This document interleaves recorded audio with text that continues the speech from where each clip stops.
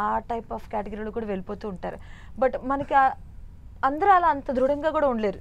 అందుకే నార్మల్ గా ఉన్న వాళ్ళు అందరూ దాన్ని తీసుకుంటారు. బట్ మరి అలాంటప్పుడు వాళ్ళకి మోటివేషనల్ గా ఎలాంటి కార్యక్రమాలు ఉంటాయి? మోటివేషనల్ గా ఏం చెప్తారు? ఈ సెలక్షనే చాలా సైంటిఫిక్ సెలక్షన్ అండి. ఎవరిని పడితే వాళ్ళని సెలెక్ట్ చేసుకోకూడదు. మనలో ఈ క్వాలిటీస్ లోపల ఉంటాయి, అది టైం వస్తేనే కానీ బయటపడవు. ఆ ఎస్ఎస్బి ఇంటర్వ్యూలో ఏం చేస్తారంటే మనలో ఉన్నటువంటి క్వాలిటీస్ అన్నీ కూడా సైకాలజిస్టులు బయటికి తీస్తారు. బయటికి తీసి అలాంటి శక్తి సామర్థ్యాలు, వాటిని తట్టుకోగల capacity, there is something called trainable material. అంటే కొంతమంది ఏంటి అంటే ఈ విషయాలు లోపల ఉంటాయి, వాళ్ళు ట్రైన్ చేస్తే అవి బయటపడతాయి, అటువంటి వాళ్ళని సెలెక్ట్ చేస్తారండి. కొంతమంది ఉంటారు బియాండ్ ట్రైనబుల్, వాళ్ళని ఫెయిల్ చేసి బయటికి పంపిస్తారు. సో అక్కడికి వచ్చినటువంటి వాళ్ళు ఎవరు కూడా డిప్రెస్ అయిపోవడం కానీ, ఇంకా ఒక రకంగా చెప్పాలంటే మొదట్లో కొంచెం మొహాలు మార్చుకునే వాళ్ళం ట్రైనింగ్లో. ఆ తర్వాత ఏదైనా పనిష్మెంట్ వస్తుంటే ఇలా చూసుకుని నవ్వుకునే వాళ్ళం. నవ్వుకుంటుంటే వీళ్ళకి ఇంకా కోపం వచ్చేది. అంటే దాన్ని ఎంజాయ్ చేసేవాళ్ళం అండి. ఒకప్పుడు ఎలా ఉండేది అంటే అరే సీనియర్ వస్తున్నాడు పారిపోండిరా, ఏదో ఒకటి ఇస్తాడరా అనే సిచ్యువేషను.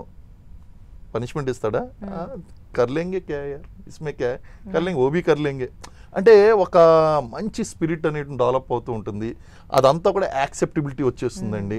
ఇలాంటి టఫ్ సిచ్యువేషన్స్ అన్నీ కూడా అఫ్కోర్స్ మాకు ఎలాగా గన్ ఫైర్ చేయడము, బ్యాటిల్ టాక్టిక్స్, బ్యాటిల్ ఇనాకులేషన్స్, లైవ్ వార్లోకి వెళ్ళిన మమ్మల్ని ఇక్కడ పడుకోబెట్టి పాకుతూ పైనుంచి ఫైర్ చేసేవారు.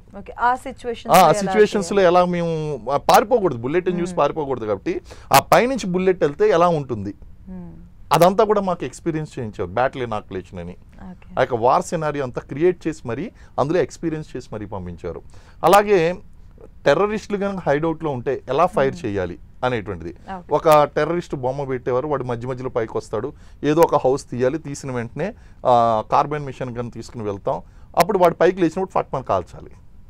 సో ఇలాంటి సిచ్యువేషన్స్ అన్నీ కూడా మాకు ఎక్స్పీరియన్స్ చేయించేవారు. ఇవన్నీ కూడా ఆ లైవ్ సిచ్యువేషన్కి వచ్చిన తర్వాత ఆ రోజు నాకు జరిగినటువంటి ఎన్కౌంటర్ ఏదైతే ఉందో అది చాలా న్యాచురల్గా జరిగిపోయిందండి. And it was very successful operation where we could able to get 5 militants in that operation. 5 militants మేము తెచ్చి చంపగలిగాం. అండ్ బెటాలియన్ అందరూ షాక్. కారణం ఏంటి అంటే మా బెటాలియన్కి అప్పటి వరకు 20 years నుంచి కిల్లే లేదు. సో నేనేదో జస్ట్ 4th day వచ్చాను, జస్ట్ వెళ్ళిన తర్వాత ఇలాగా వాళ్ళు ఊహించలేదు. అది రావడం ఏంటంటే వెనక్కి వచ్చేయమన్నారు వాళ్ళు. ఆ మాట విని నేను వెనక్కి వచ్చేసి ఉంటే కనుక ఆ సక్సెస్ వచ్చేది కదని.